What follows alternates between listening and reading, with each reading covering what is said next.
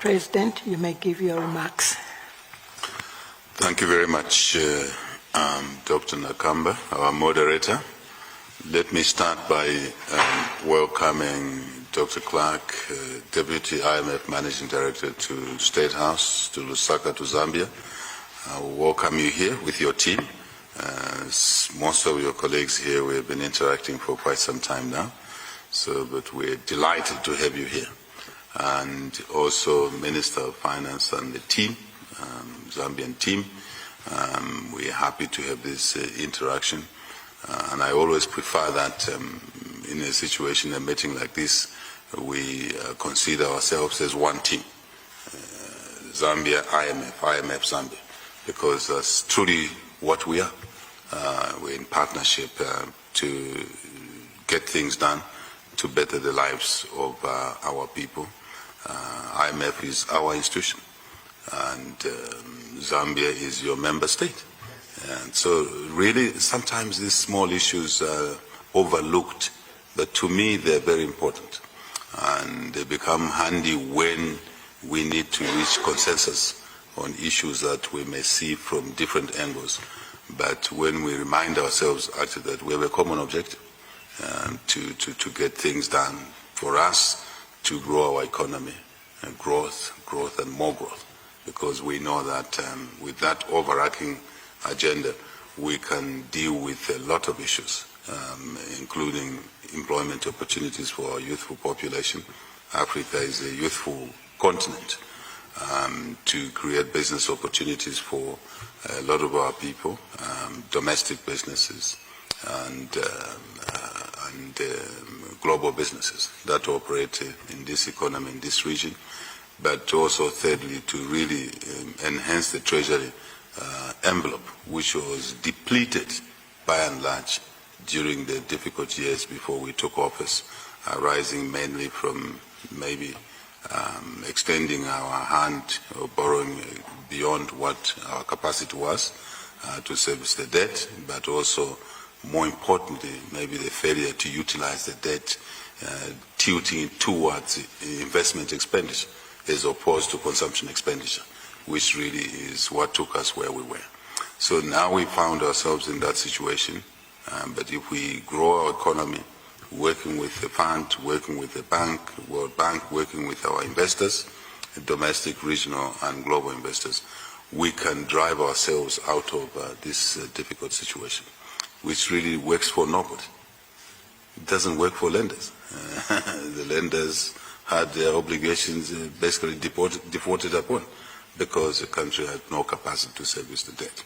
So we have gone through, since we took office, tremendous challenges ourselves as a new government. When we took office, we inherited a COVID environment. We inherited a debt default situation. We inherited basically a declining economy, minus 2.8% GDP growth.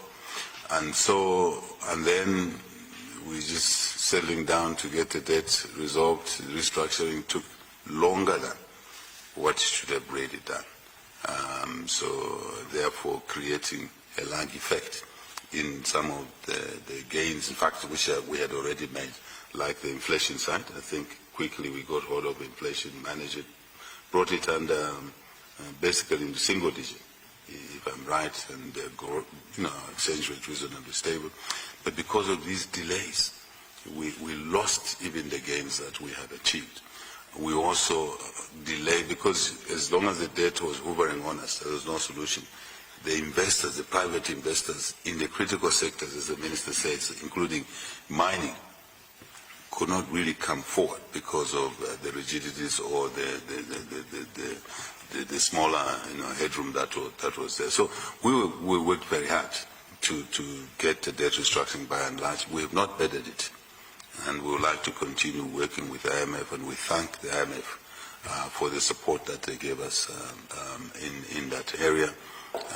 And also your coming on board. The Minister congratulated you on our behalf. I just want to reiterate that congratulations to you. We're very delighted to be working with you and your team. A couple of these colleagues have been seated in this room before. So, but then we pushed things quite hard. debt restructuring, mine restoration. Basically, we had lost the mining sector before we took office. The key assets, production plummeted because of many, many reasons. That's not why we're here, but just to indicate to you that that was a difficult area for us as well. But by and large, 3.5 years plus, we've been able to reasonably get to where we are on the debt restructuring. With your support, we have, by and large, worked very hard to get the key mining assets back, including new investments. We have mines that were shut for 46 years. They're now will be back in production. Kalengo I'm talking about, but no need to talk specifics. Mopani, KCM gave us a lot of difficulties, but we are in the space that we weren't 4 years ago as a country. Then the drought came, worst drought in living memory, wiped out our energy, electricity from a surplus, from an exporter to a deficit, because we were largely hydro. Largely hydro. The drought, it meant that that asset was really impaired. Then the food insecurity, which both of you talked about. And again, we appreciate the support that the fund gave us in that space. But more also important, the social areas, getting the teachers, as the minister said, getting the health sector. Teaching is education is very important to us. It's fundamental. There's not much we can achieve if our population hasn't got the skills to help support the economic growth agenda. So the drought really disturbed us quite a lot. But we've learned our lessons, huge lessons. One, that we don't have to depend on one source of electricity. So diversification is what we're doing. The energy reforms the minister talked about. He didn't say much, but he touched on it. We had to do the energy reforms even to be able to have the energy to support the mining sector and limited agriculture irrigation in a difficult year because of the reforms we pushed in the electric sector. If we hadn't pushed those reforms, we would have not achieved the 4% growth rate because literally would have had no energy to support the industry. So we are a government, a party, a government from day zero that has been pushing reforms. And we want to continue with the reform agenda. The IMF program we have, I've said, this is a cabinet room, I've said it to my cabinet colleagues, it's not an IMF program. It's a Zambian government program with the support of our partners, the IMF. That is fundamental, and I do notice you touched on it a bit. So you can say that as you leave this country that you have a country called Zambia that owns the program, but works with you for the different things that you bring to the table, expertise, the resource envelope. And now with the global geopolitics that definitely changed. We can pretend they haven't changed, they've changed. We would like to work with you on the Zambia reform program anchored on driving economic growth, sustainable growth. The 3 years will be working together into October. We do not want to negate the gains we've made. As Zambia, as IMF, I think we're in this together. And we need to be ingenious, we need to be innovative to make sure that we don't take decisions that will drag us backwards. We don't take decisions and we're not rigid such that what Zambians have now become accustomed to in 3.5 years plus, that we can actually send 2 million children to school who were out of school. 2 million. As a Jamaican kid, as a Zambian kid, think of it. If you were taken out of school when you needed school, you would have never had the opportunity to get to Oxford. Never had the opportunity to sit where you sit today. Just education.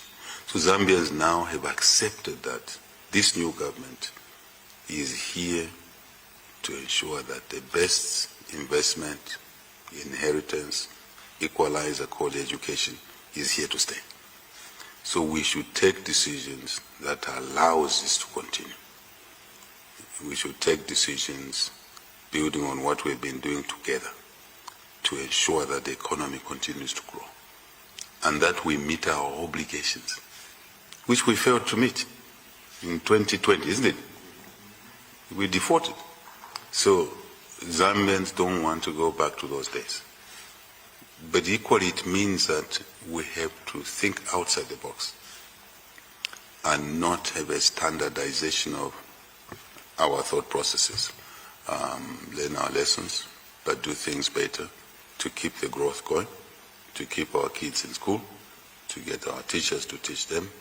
But more importantly, for me, given where I'm coming from, private sector, to continually get investor interest to come through in mining, in agriculture, irrigation agriculture, in tourism, in digital technology, all of those issues. I think that's what I wanted to say in the presence of the media as an overarching message when you have visited like today. That's really my message, but to once more, thank you for coming and the teams that have been working with us. We're calling him Zambia now. We do this work we do, but we must also reach a point where we understand and appreciate each other. And just 4 years ago, it wasn't possible to think of a meeting like this. I think I'm right in this manner. So I think we should build on the relationships that we've acquired. Thank you very much. So.